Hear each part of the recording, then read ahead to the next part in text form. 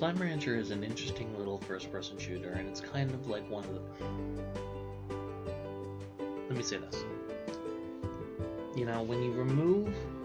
You know, I saw some very interesting statistics where when you remove the wanton violence and desensitized murder from FPSs, the amount of female players skyrockets. There's a reason why I think something like 70% of people who play Portal semi-frequently are female. You know, and I'll be honest with you, I'm a male myself, and I get tired of just shooting people in the face. Sometimes I like first-person perspective because it feels immersive, and sometimes I want to play something wholesome. You know, I'm human. You know, I'm not an uncaring, unfeeling ape. That's why I like Slime Rancher. It's adorable and quaint. Very, very, very. It's a fun little time with gorgeous pastel artwork and adorable creatures. Honestly, half the slimes that I've seen in this game, I would love to own little plushies up there.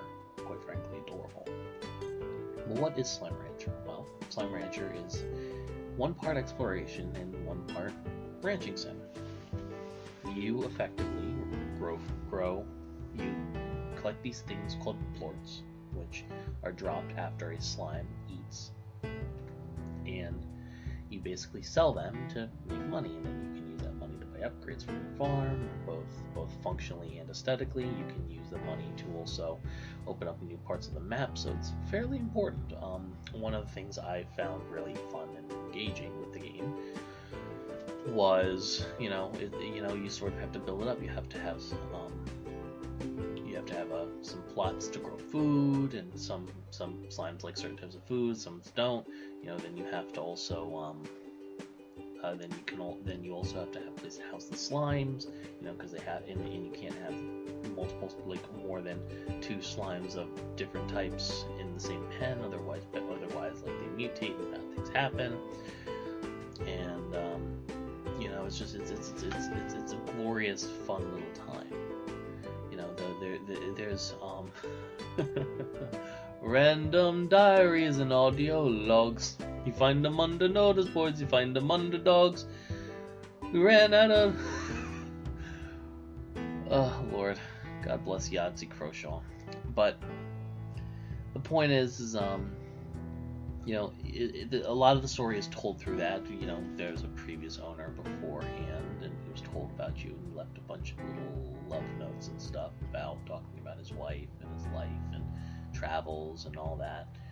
And it's like you kind of get to follow their character arc as well as reading notes from your lover who was back on Earth that you had to leave to come out to what is called the Far Far Range, where there's a bunch of adorable little slimes that you can pet and play with and ranch and manage and all that mess.